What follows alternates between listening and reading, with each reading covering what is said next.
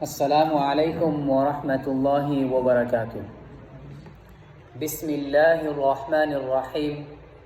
الحمد لله رب العالمين والصلاة والسلام على رسوله الأنبياء والمرسلين. My brothers and sisters, all of us want to get rich. All of us want to be wealthy, and all of us could do with more money than we currently have. And we've often had conversations at home or at work about the many different business ideas that we've got, or the side hustles that we can do on the side to make some extra income. We've even talked about how we can sometimes manipulate or play the system. Today, I want all of us to just take a pause and to remember that all money and all wealth ultimately comes from Allah subhanahu wa ta'ala. Allah says in the Quran, إِنَّ اللَّهَ لَذُو فَضْلٍ عَلَى النَّاسِ, which is that indeed Allah is the one who provides for the people. And He says, وَلَكِنَّ أَكْثَرَ النَّاسِ لَا يَشْكُرُونَ, yet most of the people are not grateful. Allah is the source of all our income. Allah is the one who will either add or remove barakah from the money that we currently have or the money that we will earn. And so what's really important is to appreciate the financial guidance that Allah subhanahu wa ta'ala gives us. And today I will share some of these from the Quran. Firstly, Allah subhanahu wa ta'ala tells us to go out and seek wealth. Allah says, Ya ayyuhalladhina amanu, O those of you who believe, إِذَا نُودِيَ لِلصَّلَاةِ, when the call is made for prayer, min yawmil jum'ah, on the day of Jum'ah, fas'aw ila dhikrillah, hasten or rush towards the remembrance, towards this salah. Wadharul bay', and leave the work or leave the business. ذَلِكُمْ خَيْرٌ لَكُمْ إِن كُنْتُمْ تَعْلَمُونَ, and that is what is better for you if you knew. فَإِذَا قُضِيَتِ الصَّلَاةِ, and when the salah has concluded, when it has finished, فَانْتَشِرُوا فِي الْأَرْضِ, then go out and disperse in the lands, in the world. وَابْتَغُوا مِنْ فَضْلِ اللَّهِ, and seek from the bounties of Allah subhanahu wa ta'ala. وَاذْكُرُوا اللَّهَ كَثِيرًا لَعَلَّكُمْ تُفْلِحُونَ, and remember Allah a lot so that you may be successful. In fact, the only thing that Allah subhanahu wa ta'ala tells us to stop work or our business for is for salah. In particular, the salah on Jum'ah. And this emphasizes the importance of Jum'ah. And if you constantly find yourself worried about whether you're going to be able to make it for Jum'ah or how you're going to make it to Jum'ah, then you really have to think about some of the decisions that you're making. So seek wealth and seek it from the bounties of Allah Azza wa Jal. Secondly, Imam Hassan al-Basri rahimahullah had someone that came up to him and said that his fields and his yield in the agriculture was struggling, and whether there was anything that he could do to ask Allah subhanahu wa ta'ala for more rain. And the Imam asked him to go and ask for forgiveness. And another person came and said that he was struggling with money and he was struggling with wealth, and whether there was anything that he could do to ask Allah for more of these things. And the Imam asked him to go and ask for forgiveness as well. And there's a third person who comes and then says that he's struggling with being able to have children, and the Imam gives him the same reply and the same answer. And so the people wondered and they asked him as to why he was giving this specific advice to all of these people. And the reason he gave is because of something that Nuh alayhi salam said to his people. And Allah tells us this in the Quran. Allah says, فَقُلْتُ اسْتَغْفِرُوا رَبَّكُمْ.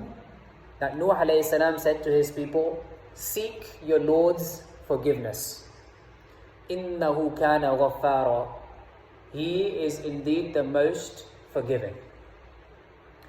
يُرْسِلِ السَّمَاءَ عَلَيْكُمْ مِدْرَارًا. That He will shower you with abundant rain.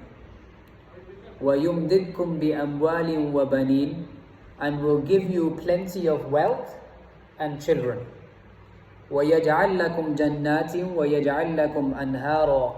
And in addition, He will give you Jannah and gardens and many rivers.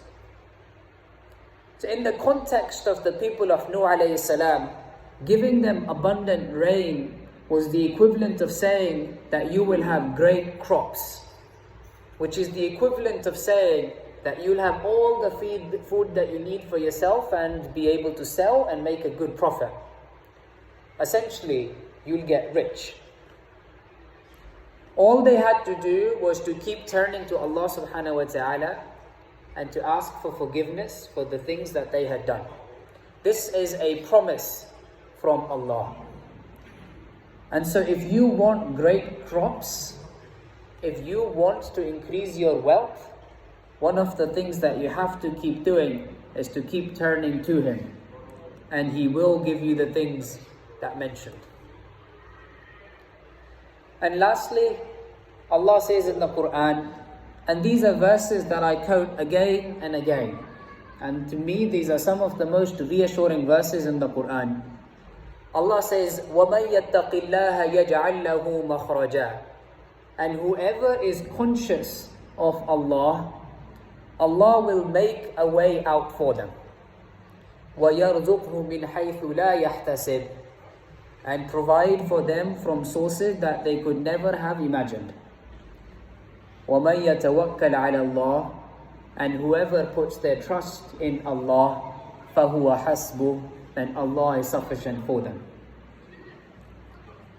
There are many stories that I've come across of people who either left or declined high income jobs because they had doubts in the means of the income. Or they stopped doing things in their business that were questionable. Maybe they stopped selling alcohol in their shops or serving it in their restaurant. Or they chose options that were safe from riba and opted for options that were safer, that were perhaps more right. And although these people initially faced difficulty, Allah provided ways for them of sustenance and additional income that they could have never have imagined otherwise. And so when you're faced with a job that earns a lot of money, but has aspects in it that are questionable to Allah, and a job that earns less but is cleaner, have that trust in Allah that He will not abandon you. Or when you're running a business of selling things, and someone asks you if there is a defect in one of the things that you're selling, and you know that there is something wrong with it, you could lie, and you could sell it for a higher price. Or you could be honest, and you could accept the lower price, and trust that Allah will give you something better. And so in summary, Allah subhanahu wa ta'ala is the provider of all rizq, of all sustenance. He says in the Quran, وَاللَّهُ خَيْرُ الرَّازِقِينَ, which is that He is the best of the providers. And if you want to increase your rizq and your sustenance, you have to go back to the ways and advice that Allah gives us with regards to this. And today we've talked about three things. One, that Allah tells you to go out and seek wealth, rather than sit and expect that it will make its way to you. And the only thing you leave work or business for is salah, but you do leave it for salah. And if you don't, then I want you to think, how blessed is that income? Or what barakah is there going to be in that income that is compromising your ability to come to Jum'ah?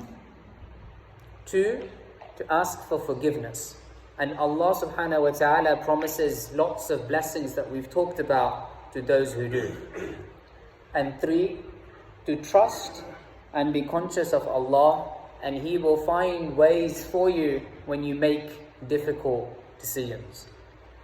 It is not possible that you do something or you give something up for the sake of Allah subhanahu wa ta'ala and He does not replace it with something better. أقول قولي هذا وأستغفر الله لي ولكم ولسائر المسلمين فاستغفروه إنه هو الغفور الرحيم